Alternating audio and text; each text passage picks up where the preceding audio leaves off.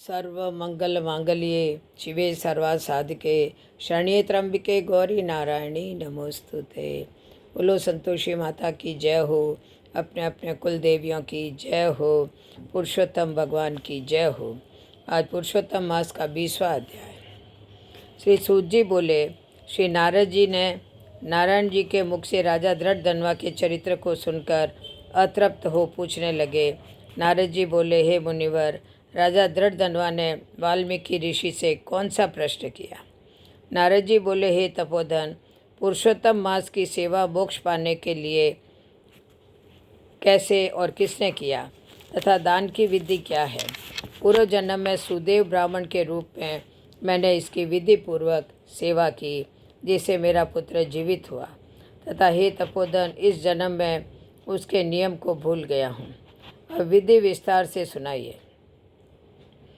वाल्मीकि जी बोले, इस मास प्रथम दिन से प्रातःकाल उठकर ब्रह्मा को उठकर स्मरण करते हुए एक बड़ा सा जल पात्र लेकर नैऋत्य दिशा की ओर जाएं।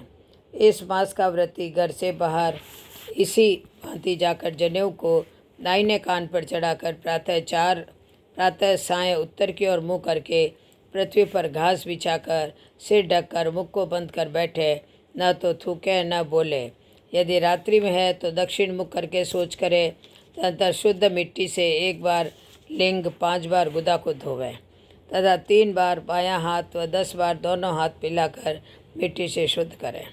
14 बार पैरों से मिट्टी लगाकर शुद्ध करें। ये गृहस्थ की इसको सोच कहा है। ये शुद्धि तीर्थ से जल से न करें, साथ में लाए जल से करें। तीर के जल से दूर बैठकर ये शुद्धि करनी चाहिए। इस शुद्धि करने के बाद तीर्थ में शुद्धि करें, अन्यथा वे अशुद्ध रहता है। यह व्रति की शुद्धि है।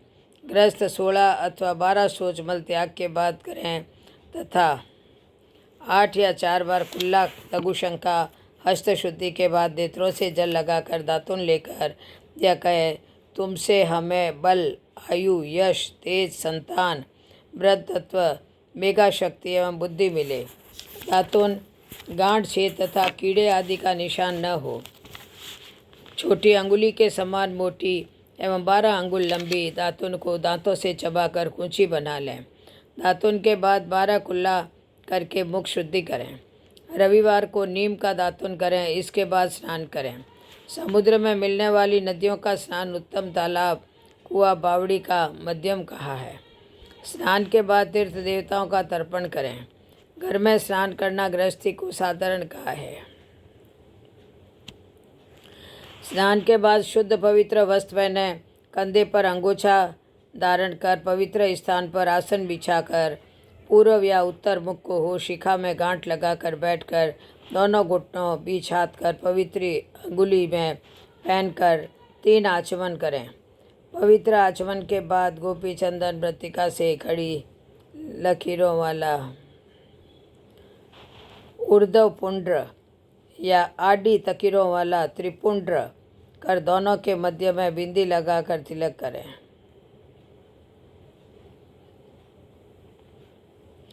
गोपी चंदन से भुजाओं पर शंख चक्र बनावें। यह सब पापों का नाशक है। जिसके शरीर में शंख चक्र आदि दिखते हैं वह मनुष्य केवल मरण धर्मा ही नहीं, वह भगवान का शरीर होता है। उस मनुष्य के पाप भी चक्रादि धारण से पुण्य बन जाते हैं। इसके बाद प्राणायाम करें, संध्या वंदना करें। प्रातः संध्या तारों के रहते विधि पूर्वक करें। गायत्री जप करना, सूर्य उदय होने पर मंत्र से हाथ जोड़ दर्शन करना, सूर्य उदय होने पर मंत्र से हाथ जोड़ दर्शन कर उर स्थान करता हुआ अर्घ्य दें। सायंकाल अपने 5 तथा धरती को नमस्कार करें। अपने पाँव तथा धरती को नमस्कार करें। दिन भर की कमी के लिए यश, स्मृति या मंत्र बोलकर क्षमा मांगें। दिन के पहले भाग में अपने नित्य कर्मों को करके फिर श्री पुरुषोत्तम भगवान की आराधना करें। लिपि पुती पवित्र भूमि में मन वाणी को वश में करके एक चौकोर या गोल मंडप बनाएं। चौकी पर चकलों से अष्टदल कमल बनाकर उस पर सोने, चांदी तांबे अथवा मिट्टी का कलश पवित्र जल से भरकर रखें। कलश के स्थापन के बाद उसमें तीर्थों का आह्वान करें। तदंतर गंध पुष्प धूप दीप से मंत्र बोलता हुआ पूजन करें। उसके ऊपर वस्त्र से ढका तांबे का पात्र रखें, जिस पर श्री राधा कृष्ण की सुवर्ण प्रतिमा स्थापित करके उनका यथाशक्ति पूजन करें।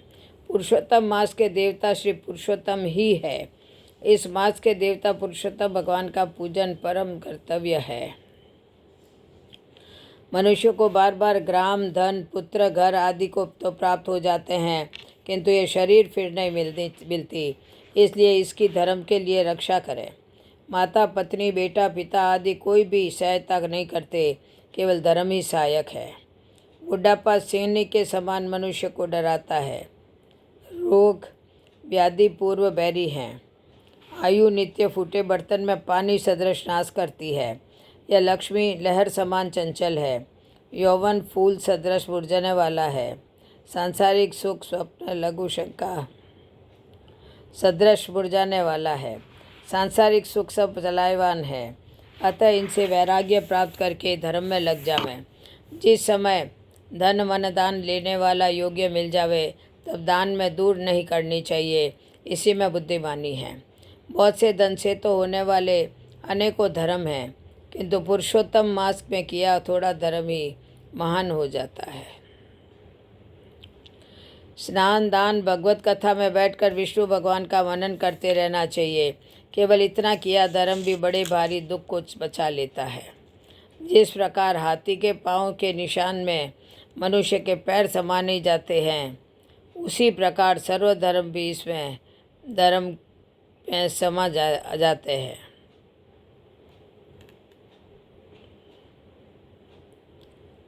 श्री गंगा की समानता सब नदियाँ, कल्प वृक्ष की समानता अन्य वृक्ष, वेद की समानता नहीं कर सकता।